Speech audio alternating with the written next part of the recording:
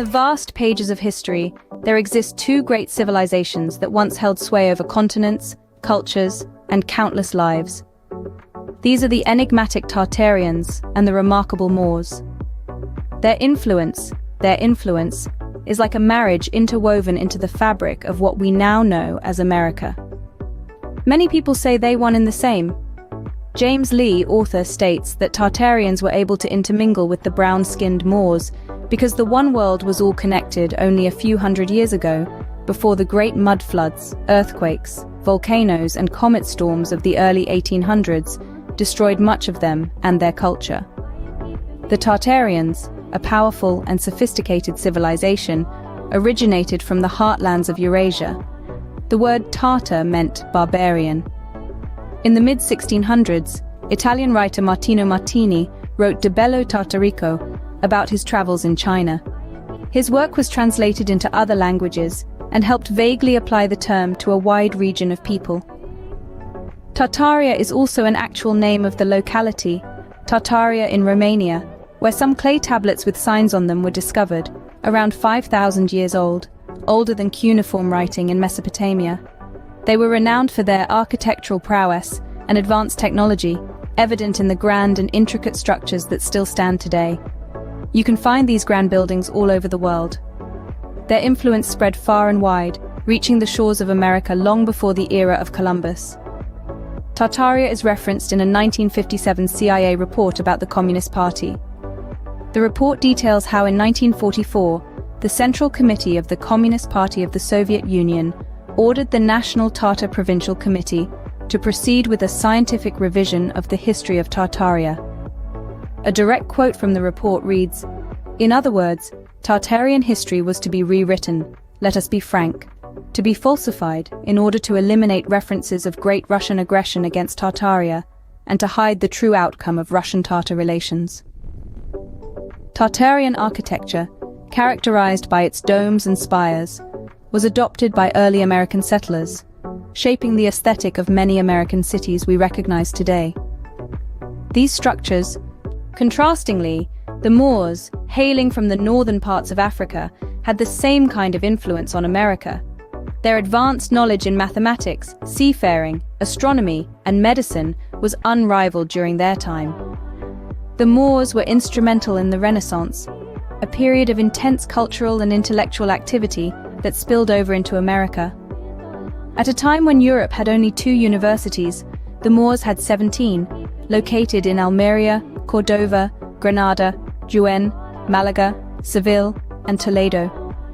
In the 11th and 12th centuries, public libraries in Europe were non-existent, while Moorish Spain could boast of more than 70, including one in Cordova that housed hundreds of thousands of manuscripts. Universities in Paris and Oxford were established after visits by scholars to Moorish Spain. Moors' seafarer skills also made them great for trading with others and exploring. Contacts between Latin America and Islam date back to the 12th century. Moors discovered America in 1178, not Christopher Columbus, Erdogan said. Moorish sailors arrived in America from 1178. Columbus mentioned the existence of a mosque on a hill on the Cuban coast. It was through their knowledge that America was able to build its scientific and educational foundations.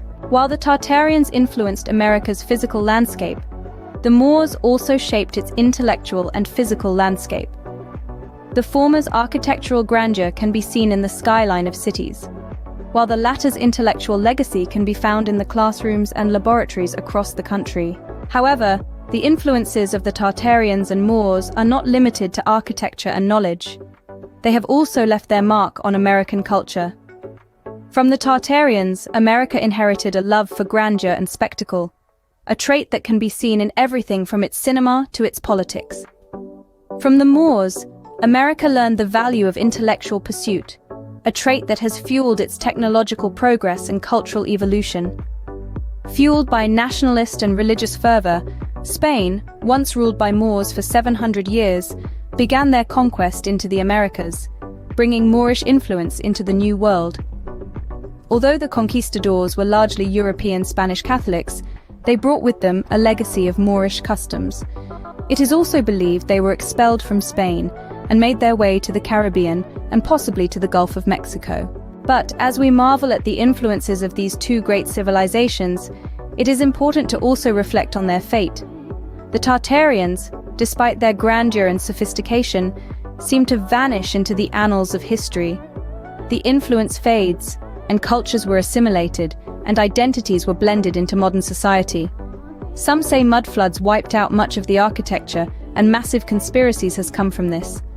No one seems to know exactly what happened. Many question Tartaria's existence because of the lack of support for an empire. The Moors, on the other hand, were defeated in 1492 in Spain, and over time was eventually diminished into a kingdom in 1956. Many of those people were sold into slavery and eventually called black, Negro, or colored.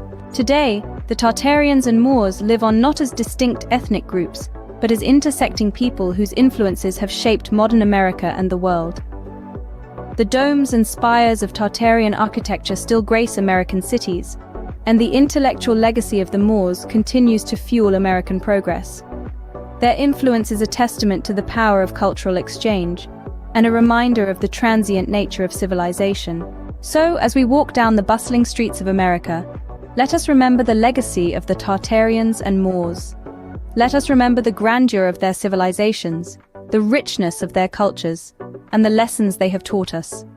And most importantly, let us remember that every civilization, no matter how grand or sophisticated, leaves its mark on the world in its own unique way.